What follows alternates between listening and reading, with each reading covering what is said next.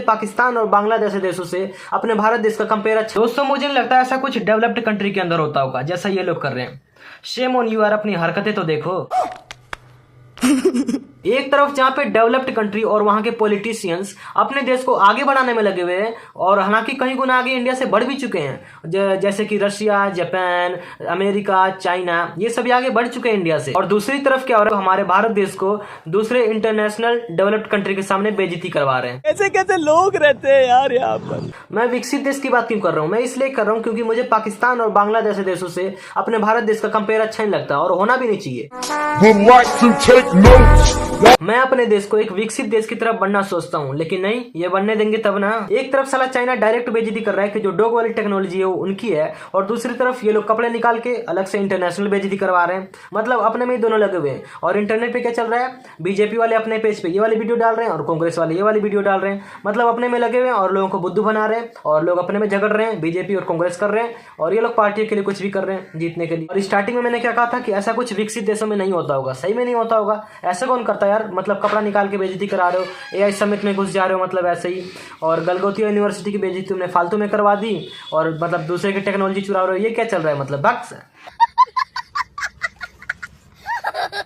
अबे यार तुम अमेरिका को देख लो ना, चाहे वहाँ का ट्रम्प हो या फिर इससे पहले जो राष्ट्रपति था, क्या नाम है उसका, जो बाइडेन। इन सब का फोकस एक ही रहता है कि देश को आगे बढ़ाना है, सुपर पावर बनाना है। लेकिन हमारे देश में कुछ उल्टा ही चलता रहता है, एक दूसरे से लड़ाई करते रहते हैं, गलतियां निकालते रहते हैं। लेकिन यहाँ का कोई पॉलिटिशियंस बने, चाहे पीएम सीएम कुछ भी हो वहाँ का, ये लोग हमेशा सुपर पावर बनने की कोशिश करते हैं। और इनका कंपेरिजन किससे होता है? रशिया, चाइना, ऐसे ऐसे डेवलप्ड कंट्री के साथ। तभी तो अमेरिका इतना पावरफुल है ना। और अलग अलग देशों से कभी टैरिफ ज्यादा, कभी कम, छोटे छोटे कंट्री से लड़ता रहता है हमेशा। इतना पावरफुल है तभी तो करता है ये सब। ये बड़ी अच्छी बात कही आप।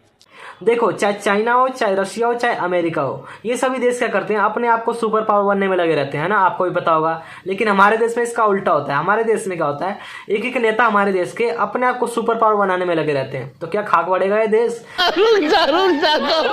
अपने बच्चों को विदेश पढ़ाते हैं और यहाँ से पैसे कमाते हैं और उधर लगाते रहते हैं, और करप्टेड तो है ही नेता, आपको भी पता होगा। तो ऐसे देश तो नहीं बढ़ेगा। एक एक छोटे जो 5-5 गाँव को ऐसे ऐसे संभाल रहे हैं, वो खुद करप्टेड है, अपने आप का एक काम करवा के और सारे भूल जाते हैं। तो ऐसे थोड़ी ना आगे बढ़ेगा। मैं ये नहीं कह रहा कि नेता लोग अपने पद से ऊपर ना जाएं। आप जाओ भाई, आप आज 5 गांव को संभाल रहे हो, कल राज्य संभालोगे, उसके बाद देश भी संभालने की बारी आ सकती है। लेकिन तुम ये तो मत भूले ना कि जो एरिया आपको दिया जा रहा है संभालने के लिए, वहां के लोगों की बात तो मानो। ये तो करो, बात नहीं मान रहे तो क्या खाक तुम नेता हो? मतलब एक काम कर दिया उसके बाद दूसरा कोई हो रहा है। मैं यहाँ पे सबकी बात कर रहा हूँ, चाहे वो डेवलपमेंट की हो या फिर कोई क्राइम रेट ऐसा कुछ, ये सब तो तुम कर ही नहीं रहे। अरे ये तो धोती खोल रहा है। जब एक नेता अपने एरिया की परेशानी को दूर करना शुरू करेगा, चाहे वो गांव, कस्बा, नगर कुछ भी हो, जहाँ पे वो संभाल रहा हो, उसको ठीक करना स्टार्ट करेगा, तभी तो हमारा देश एक विकसित देश की तरफ आगे बढ़ेगा। तभी तो 2047 का सपना वहाँ पूरा हो सकता है, जो मोदी जी कहते हैं 2047 का एक विकसित भारत। तो वहाँ के करप्टेड नेता बैठे हैं तो क्या ऐसे खाक थोड़ी ना विकसित भारत बन जाएगा। पहले वहाँ के देश हमारे ईमानदार नेता होने चाहिए। ईमानदार नेता तो कुछ है ही नहीं। तू समझा? हाँ। नहीं, तू समझा नहीं। सभी नेताओं का एम होना चाहिए कि वो लोगों की बात सुने, उनकी परेशानियों को समझे। ये नहीं कि लास्ट में आके बस हाथ जोड़े और कहे कि वोट हमें दे देना जी, और फिर जब 5 साल बाद जीते फिर आके लोगों को उसके सामने हाथ जोड़ना पड़े कि हमारे यहाँ काम करवा दो, ये काम मतलब रह गया है, और फिर वो ऐसे चलता रहे और साला भूल जाए। वो एक काम करवा के फिर वही भूल जाते हैं। और ये बात सबके लिए, चाहे वो रूलिंग पार्टी हो चाहे अपोजिशन पार्टी।